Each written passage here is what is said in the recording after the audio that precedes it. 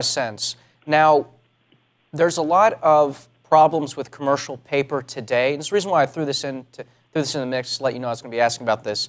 There are a lot of problems with the liquidity on commercial paper. As the CFO of the company, how have you seen yields on this? What has your experience been in the last few weeks with commercial paper and yields on short-term assets? We don't have commercial papers. What we have invested our cash is in term deposits. So basically, we get the 3.5 to 4% interest. It's cashable at all times. So for us, it didn't hurt us. It's obviously money that we will spend for a clinical study, and for now we have no issue whatsoever. Because we didn't go into commercial paper and T-bills and that kind of stuff. Okay, and tell me about your capital structure, your debt, and your leverage strategy. Our capital, right now we have about $4 million in long-term debt and about $8 million in equity. So the ratio is about 0.5, which is a very good ratio. The reason why we chose that capital strategy is basically we needed to finance our biotech phase and developing the extraction process, building our plant, financing our clinical study, protecting our IP. With a mix of debt and equity, we think that.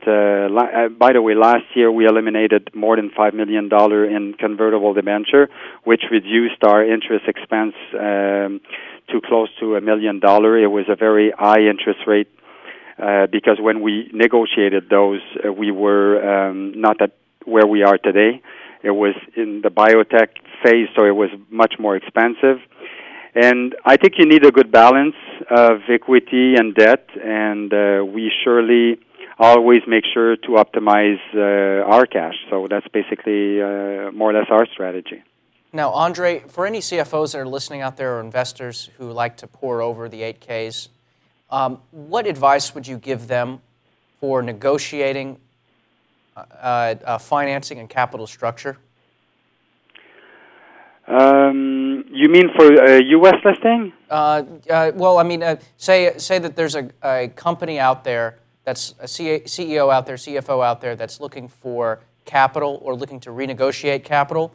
What advice would you give them if there is an investor out there that was poring over a company's 8K? What would you tell them to look for?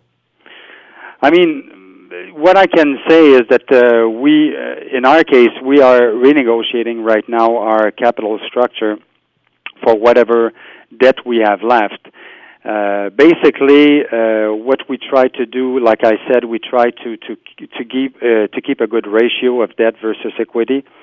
But since our debt was negotiated back in, I would say 2004, 2005, then there's always, since our structure is much stronger right now, we're EBITDA positive.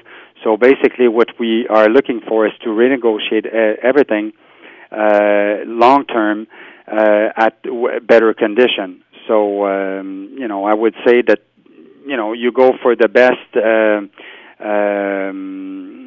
best possible scenario, and you always make sure that you have some debt, but debt that are not compromising your cash flow with the interest, and and you raise the rest in equity. So that would be the approach.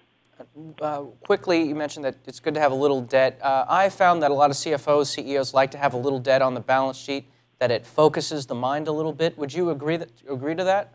Yeah, of course.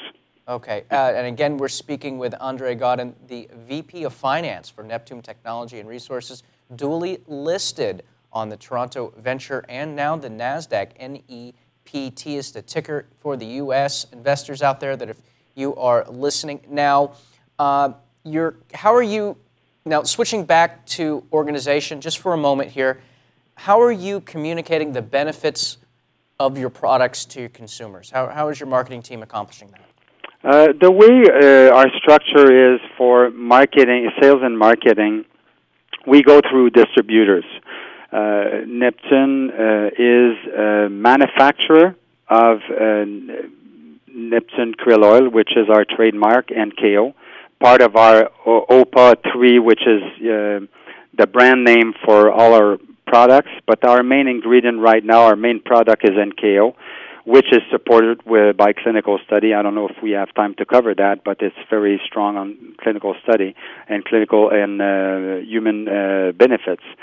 But the way that we distribute or that we communicate, I should say, the benefit of our product to consumer, it's through our distributor. So we have co-op advertising with our distributor. So we do throw in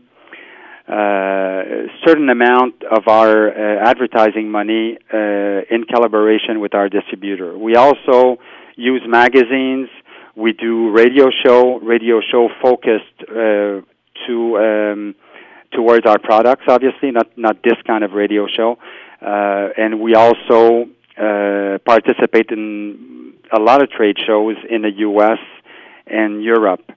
So because we're a manufacturer and not a distributor, and that we don't sell directly to the consumer, then we have to work with our distribution channel. Andre Godin, VP of Finances for Neptune Technology and Resources in the U.S., ticker symbol NEPT, and on the Toronto Venture. Andre, thank you so much for joining us this morning. Thank you very much. Hey, and also, I want to have you back when we have some more news, too.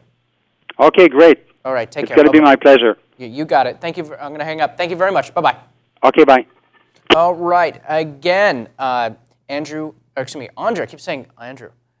Andre Godin, he's calling from Laval. And guys, a little disclosure here. I did study at the University of Laval when I was in college.